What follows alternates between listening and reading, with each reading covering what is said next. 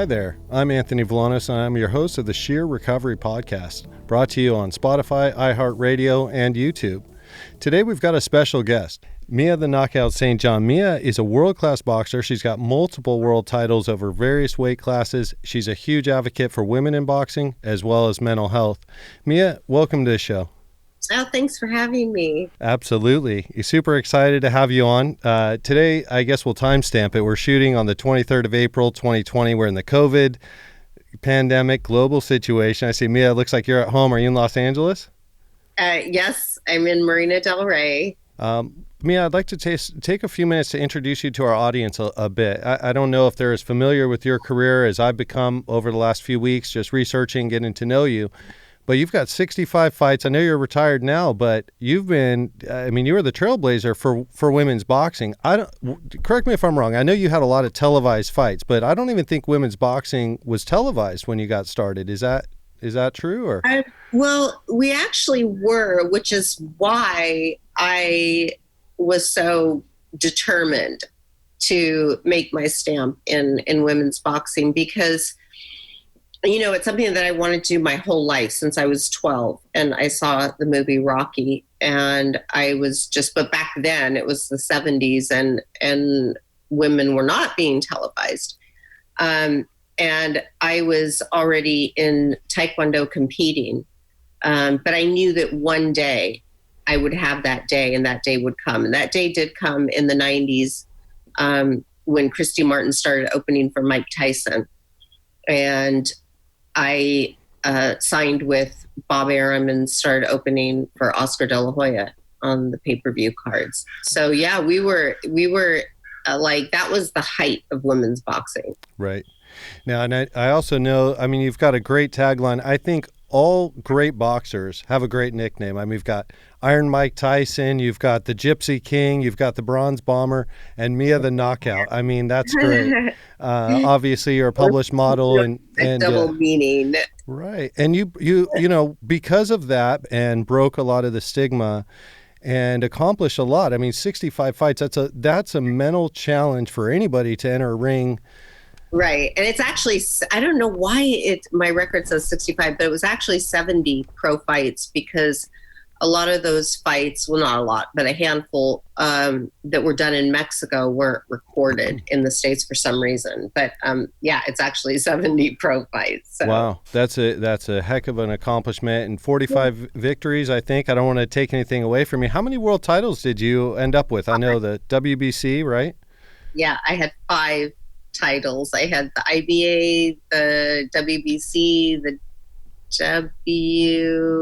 WIBF, something like that. But obviously the WBC is the biggest and the most prestigious. When did you win the WBC title? It was late in my career. It wasn't until I think 2008 in Mexico. Nice. A long journey, but you got the title. That's what matters, right? I got it. And then I beat my rival, Christy Martin, eventually. And so you left nothing, no regrets. It sounds like you accomplished what you set out to do after all. Yeah, I did. I really did. I made my dreams come true. And, I think that's all anyone can really ask for in life is you have a set of dreams and goals, and all we want is to accomplish them, and say at the end of our lives that I did it all. And you did it with style and grace, and you didn't come with its own challenges. Just fighting and being a champion has got to be a difficult enough challenge and goal to set for yourself. But you've got your own recovery story and a lot. I'll let you share what you want to share. But I know you struggle some mental health, maybe some substance abuse, and you can tell us more about what it was for you. But how did that intertwine with your boxing career? Was it prior to and boxing saved you? Was it at the same time? How did tell us a little bit about your recovery story? Maybe we should start there. By the grace of the almighty universe, I was able to stay sober for 30 years during my entire career. I was able to raise my children sober. and have the life that I'd always wanted. And that is due to sobriety. I mean, I started drinking at a young age, around 10 years old, and I got sober at the age of 21 and had my kids, got married, had my career. And it wasn't until last year, after the loss of, I lost my son, who was an addict as well. I lost him to suicide. And then I had just completely lost it. And that was 5 years ago. But it wasn't until, but I knew I had to stay sober. Right. After his death, because I knew that if I didn't, I would die. But what happened was then his father followed in his footsteps, and he died of alcoholism. And that's when I just lost it. Right. I just completely lost it, and I lost my sobriety. I felt like I'd lost everything. What brought you back? Well, I don't know if I'm back. I'm struggling. Like I made a decision to get sober in this last year, and I've had like 60 days, 30 days, and I was doing really well until the virus broke out, and then all of a sudden all our meetings are cut off. Right. And I felt like, oh no. So then I relapsed again. But so what I started doing was holding meetings undercover, in hiding. And it turns out that there's a lot of people still holding meetings, do it safely. Right. It seems that there should be a path forward, right? If McDonald's is open, I mean, we're Sheer Recovery, a sponsor of the program, is a drug and alcohol treatment center. I couldn't even imagine if the government or anybody said, hey, everyone there's got to go home and just self-quarantine yourself and your bottle or whatever. It wouldn't go well. I mean, when you enter treatment, especially, it's because you need help. You've reached your end of your ropes, your life's unmanageable, and you need some help. And there's nothing wrong with that. But look, we all respect the virus and the dangers of the community, but there's other dangers. And someone like yourself or so many others, meetings are free. A community, a group where you can go and share, someone or some group of people that's just committed to being sober is all we need, is a sober friend sometimes to just get us through that moment, to get Right. you where you've had 30, you've had 60, to get you at 61. And another day, that moment passes, and before you know it, you string those days together. But look, we're on the air, whatnot. I don't want to put you on blast for hosting meetings, but within reason, you should be able to meet, wear a mask, sit apart, and come together. It's our Constitution right. It's the First Amendment. A lot of people think the First Amendment is religious rights and religious freedoms, which is true. But it also gives us the right to peaceably assemble. So, you've got to be able to modify it. I watched Crystal Cathedral. I don't want to talk too much. I know you want to share your part on it, but the pastor at Crystal Cathedral, he's doing a sermon. You've got his congregation in cars tuned into a radio listening to him. That seems pretty safe to me, and they're getting tickets. It can't go on like this. Right. I mean, we are very safe. We all wear masks. We're all 6 feet apart. And look, people have to understand that, and I have no problem saying that I'm holding meetings undercover. I mean, I was shut down last week, but I continued again last night, and I don't really care because my life depends on it, and so do others. And look at the bigger picture. We lose over 3 million people a year globally to alcohol-related deaths. That's a lot of people. Sure. Our lives matter too. Certainly. Everyone's life matters. So people can't tell me that my meetings are not important at this time when look at the rise in alcohol sales. Oh, right. Wow. Tripled at least, right? I think when that bell comes and they say, hey, it's time to come back to work, there's going to be a lot of us out there that aren't ready to just jump back into the fray. Sorry, ask her. No. Ask her. So another question a lot of viewers have, is determining that what's necessary and what's not. You could drive through, open a McDonald's. You can have alcohol delivered. You can probably have weed delivered. For all I know, I mean, it's these services are deemed essential when every other retailer is shut down, and then we can't meet 10 or less, 6 feet apart or whatnot, right? Right. Yeah, it's incredible. I was driving one day and I heard the Mayor Garcetti come on the radio and say he's now going to allow alcohol delivery as a treat for Los Angelinos. And I thought, well, that's just, I don't understand it. Like, we can have alcohol delivery now. Our marijuana shops are still open because they're essential. Liquor stores that don't even sell food are deemed essential. The WWE is now essential. Are they out there? They're fighting again. They're or performing. They're going to be doing, they're going to start doing their shows again. It definitely makes you rethink the definition of essential. And if free AA meeting conducted in a good way is not essential, I wouldn't know what is. So, they're infringing on our constitutional rights. You're you're not scared of fights. Let's just say that you don't mind taking it to the center of the ring. And I looked over some of the things you've done as far as just mental health and advocating for recovery. You partnered with, it looks like, Ron Artest and maybe a congresswoman some time ago to increase funding in schools and work on getting therapists involved in high schools, I think it was, to help combat mental health and these issues at a young age, right? Right. We did that back in 2010, I believe. And since then, I've partnered with Step Up on Second, which is a national homeless shelter. They're all over now, but they're based in Santa Monica, California, and that's where I have my programs at. But we're not even allowed to continue that. So they're at a huge loss. And again, it's like, why don't our homeless people matter? Their lives matter too.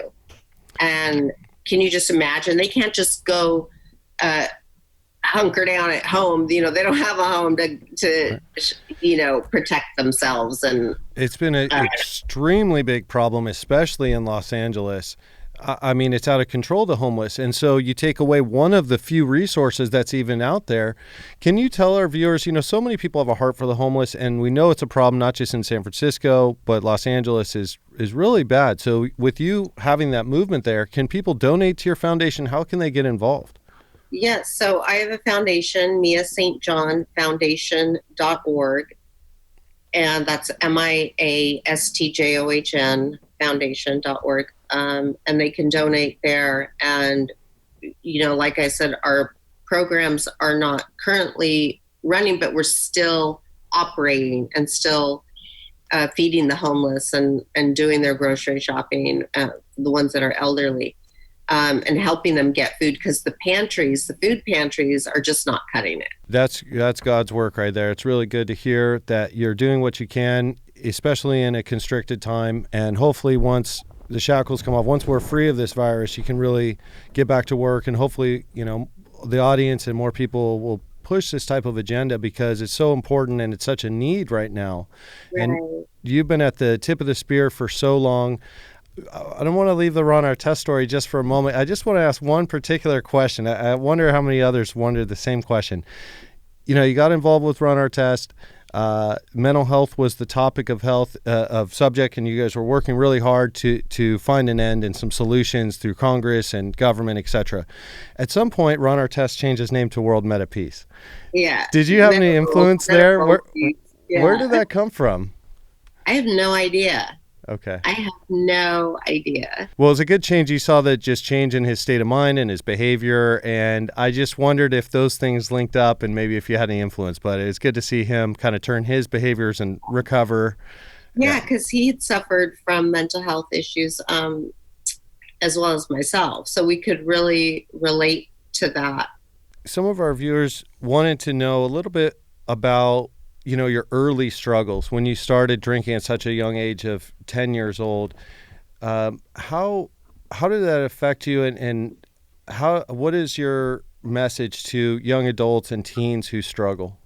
Well, that's actually a good question, because you do have to kind of wonder, how does a 10-year-old become an alcoholic? And my father was a violent alcoholic. And so life with my father was just brutal. And one day I decided I just wanted to know what this stuff did for him. What did it make him feel? Why could he not stop drinking? What was the big deal, right? I thought this was like some magic potion. And so I snuck into the liquor cabinet one night and started drinking. And you know how people in AA always say, my first drink was my last.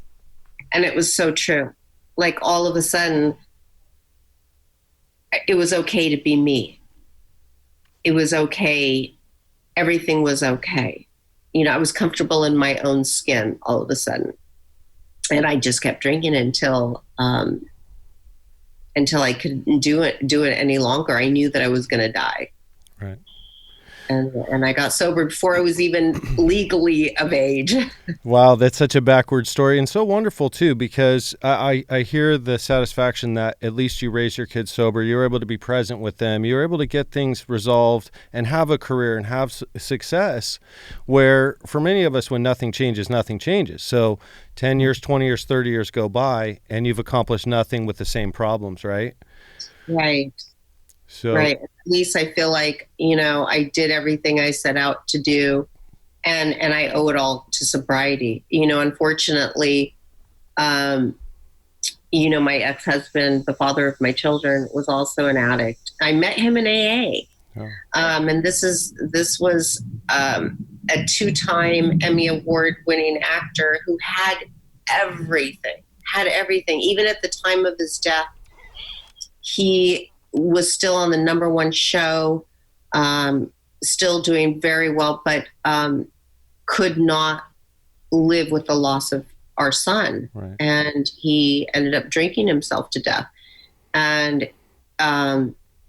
I realized that could very well be my path. And there's no way that I could leave our daughter with no one all of a sudden. And that's when I became like determined. I was hospitalized twice. And when I came out the second time, I just decided like something had to be done. Right. Well, I'm just super proud. I love these stories because they're success stories. And you see the path, especially when you work in recovery or close to recovery, you see those that take a path and you know that it doesn't lead anywhere besides incarceration, death, and bad decisions, bad choices. And then there's another path that's not necessarily easy, which is the path of sobriety. You just avoid a lot of these hurdles and you're able to accomplish things by just getting out of your own way. So your story really speaks to me, especially athletic career and a lot of things like that. Are you familiar with the Tyson Fury story at all? Have you followed him? Yeah, we actually our managers had talked and had discussed possibly doing something together.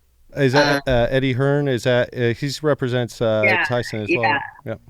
Yeah, that really touched me because I could really relate. You know, I was diagnosed with obsessive compulsive disorder, panic disorder, generalized anxiety disorder. And my anxiety can get so bad that I can have a slight bit of psychosis where I might start hearing voices. They're subtle voices and they're not, they're internal, not like my son who had full-blown schizophrenia, and his voices were external. So, you know, that just really like touched me that he came out and told his story. And that's kind of like why I tell my story, because I want people to know, like, just because I was a 5-time world champion doesn't mean like I didn't have my struggles. Like, probably my mental illness is what enabled me to be who I was in the ring.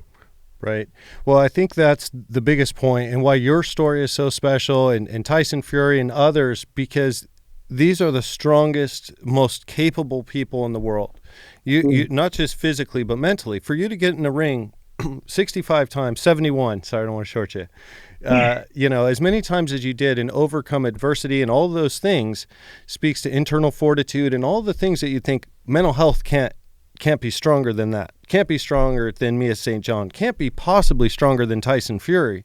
And when you see how the strongest of us get prisons of our own mental health, our own prisons, our own problems, it's a mindset. And when you can change that and be focused and driven, you can overcome. And so you're just a beacon of hope and light to those of us who struggle, and it affects all of us and our families. And so we're just grateful that, you've done what you did. You'd have a different story if you couldn't overcome and be a champion and all of that. And so your story is special, and I hope you continue to share it.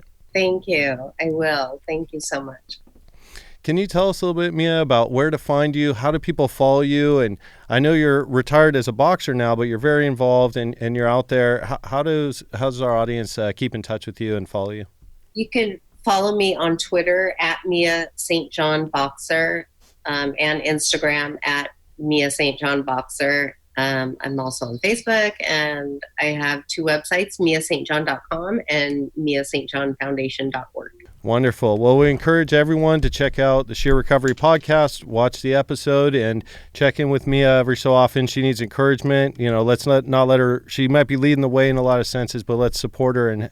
And also, Can I mention, I also have a live radio show every Monday morning, 7 a.m. Pacific time to 8 a.m. Pacific time. And that's on Voice America, the Variety channel. And the link is in my website on Instagram. Nice. And we'll get that link and we'll put it in the bottom of the show here so our viewers can find that easily as well. Okay. Thank you. Do you have any final words for either encouraging Tyson Fury to get back out there and stay on the track he's on, or for our young audience? I say it because I'm a huge fan. But, what words of encouragement do you have during this time while we're locked down and meetings are tough? And even if you Zoom in, it might get hacked and all of that. Like, what can you suggest? What's worked for you? Yeah, thanks for asking that. I really want to encourage people. I know this is such a hard time. It's been so hard for, myself and my friends who are sober. Gosh, no matter what, just do not drink or use. Do not pick up that drink. Don't do it. Life is so much better sober. I can see the world and appreciate the world. Like I can smell the trees, the flowers, the ocean, and I can feel everything. And there's nothing better in life than nature and experiencing life sober. So I know this is hard. And if you do pick up, get right back on track. Like all is not lost. Keep moving, keep going. Don't give up. Never give up. Keep that thought in mind to our audience. When it's getting tough, take it from Mia St. John. Keep a mindset on the big picture. Let the moment pass. You're going to be okay. And if you fall off, get right back on or seek help right away. Maybe Mia will invite you to one of her secret meetings if you're really struggling. Yeah, you can email me too, miastjohn@me.com, and I'll let you know where they're at. Thank you so much for your time here, Mia. We'd love to invite you maybe down to the center or something to share your story more. But I need to. Really blessed to have you. Thank you so much for your time today. Thank you. Thank you so much. Bye.